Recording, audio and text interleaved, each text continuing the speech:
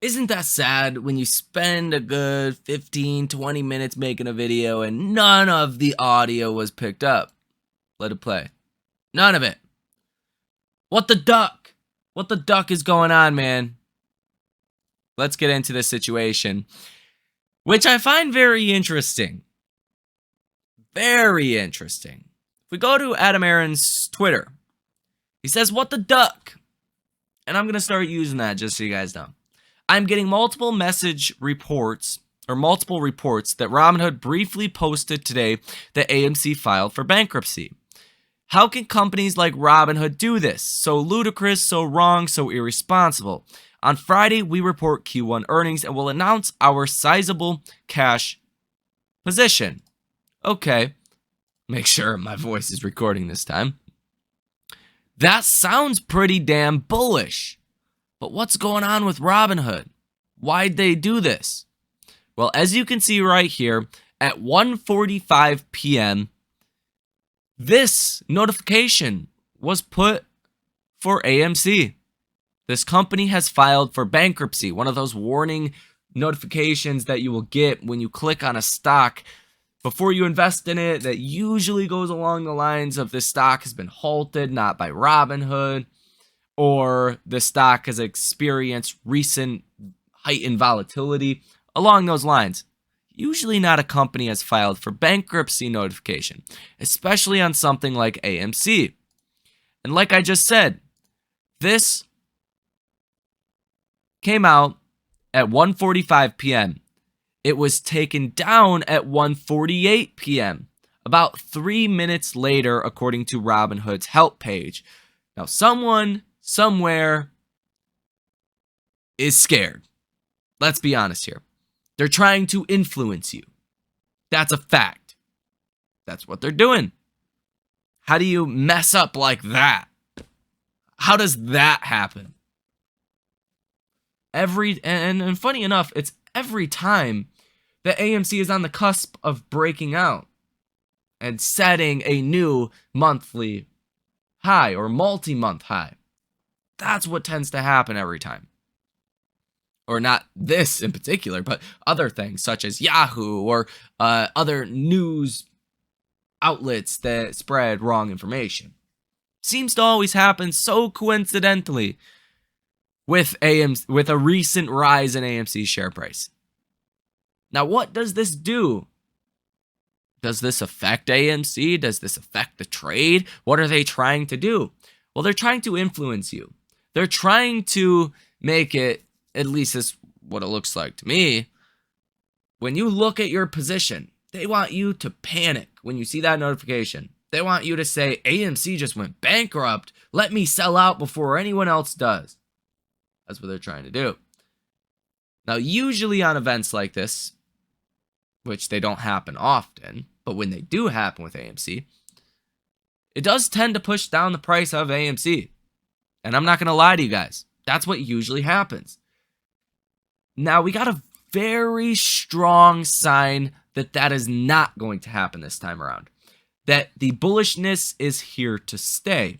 And we will also explain and go over why I think a rally is coming for AMC based off of what we've seen today. Now, let me know what you guys think about this down below in the comment section, because I want to go straight tinfoil hat on everyone. And maybe I will in another video if you guys want to hear my tin on this situation. Let me know and I'll make another video just going over that. But let me know what you guys think about this, because there's a lot I could say. A lot I could say. And I could make a whole video on these scenarios alone. Someone somewhere is scared. I will tell you that though right now. So you had this come out. AMC, Adam Aaron says they have a sizable cash position. The stock did drop initially once this notification was put on Robinhood. And then it recovered. And it recovered in a very dramatic fashion. Right? AMC stock was down about 2% at one point today. Most of the time they were down like 0.5%, right? There was one period right here where they really were selling off a little bit more. But then you rally towards the end of the day. The last 2 hours or so, AMC stock gained about 3%, even up marginally here in after hours. On a day like this, granted, Robinhood puts out this notification of bankruptcy, and this would have been the first red day in the last 5 trading days. I think that's coincidental. The AMC's been going up 5 days in a row, and then they try to put out this note. Very coincidental. But nonetheless, the fact that you did not drop that much today, even on our first red day that we were going to have, right? AMC obviously did not close red. They're up 3%. Not a bad day at all. But you finally got your first red day intraday today, and it was very small. It was very, very small. Typically with AMC, if you get this many green days in a row, which doesn't happen all too often, that red day is going to be sizable, right? If we go ahead and look at something like right here, right? You got a lot of green days in a row, then you get your first red day, and it was a very big candle.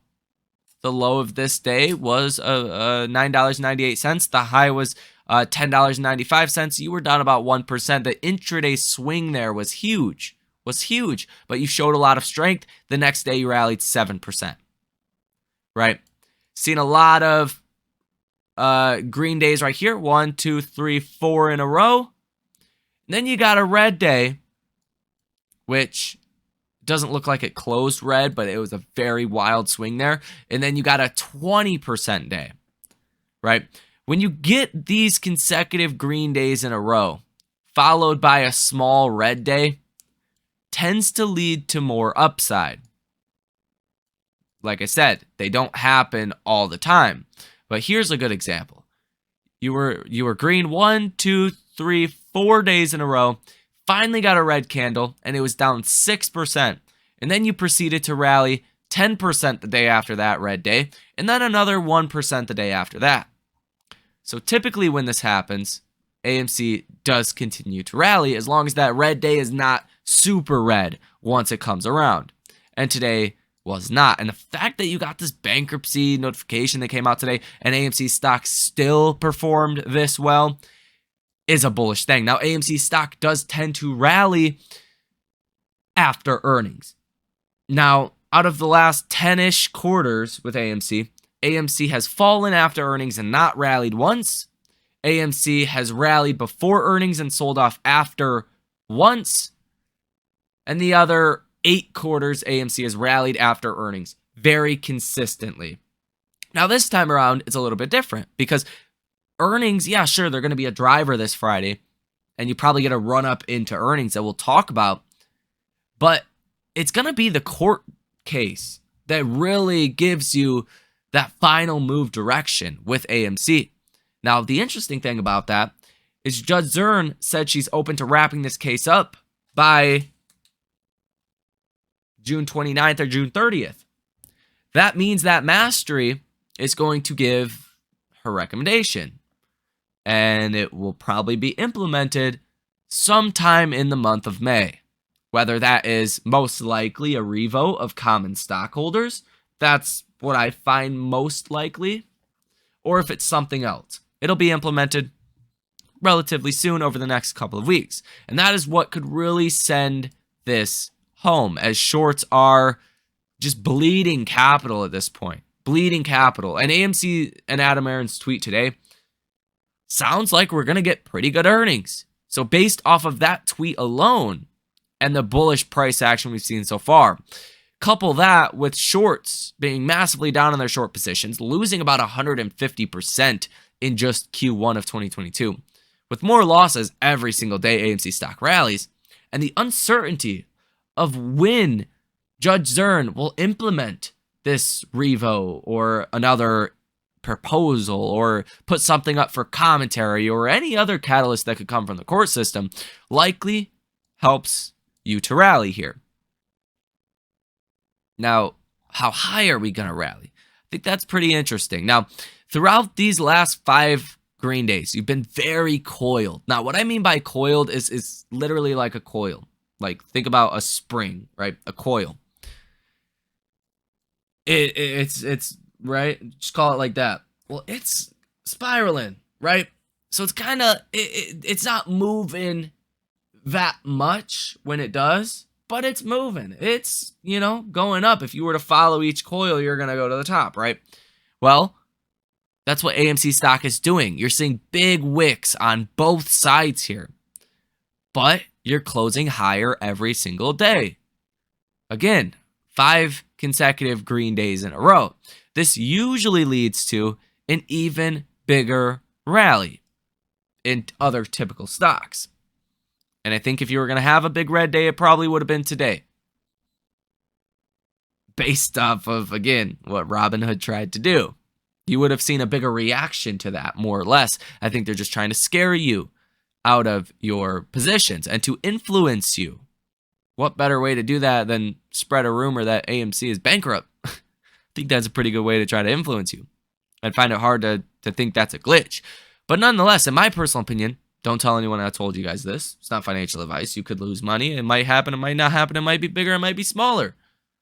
But I think AMC stock could likely rally about 20% heading into earnings.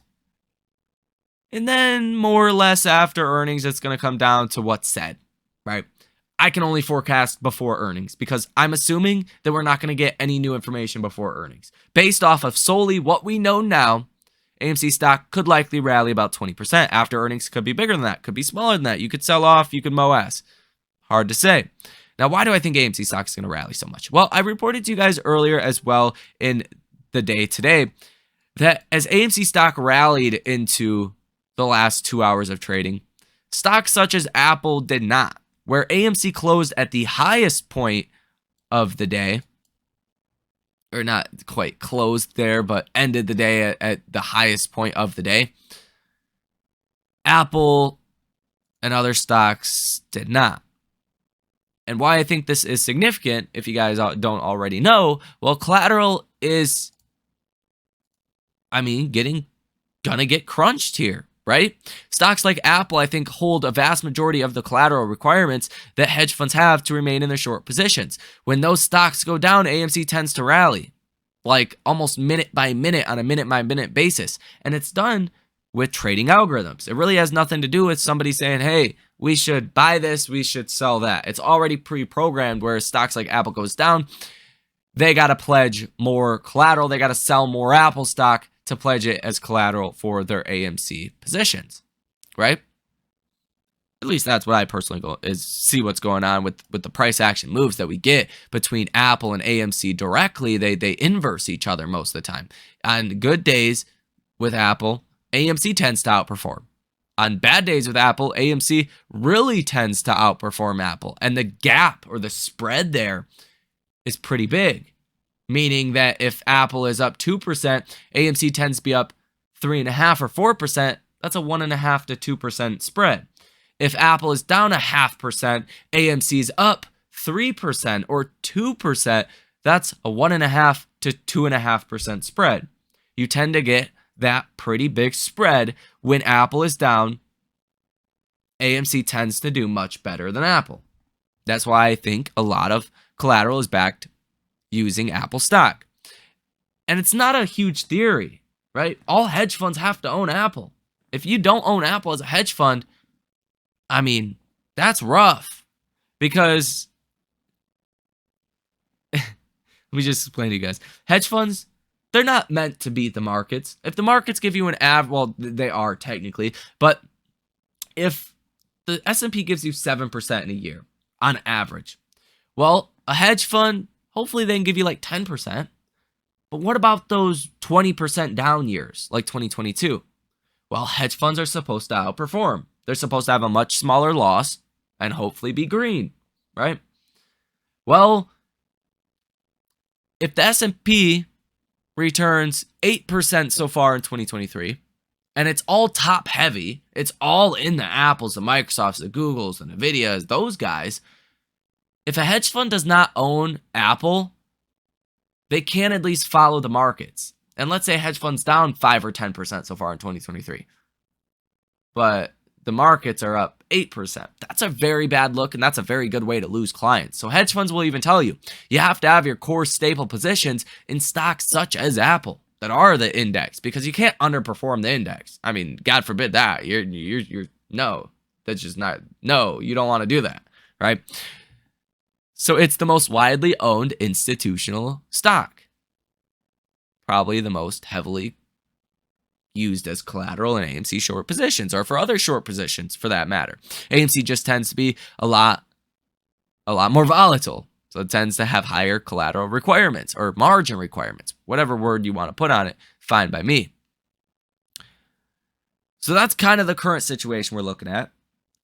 As well as that, for those of you guys still watching this video, the S&P 500, Evercore, actually put out this note today to investors that you want to watch from here, or specifically tomorrow, because the debt ceiling. Now, it looks like the debt ceiling situation is going to really come down to the wire, and the Treasury is pretty soon going to start running out of money in about 4 or 5 weeks. We don't have the official deadline, but it's going to be about 4 or 5 weeks from now.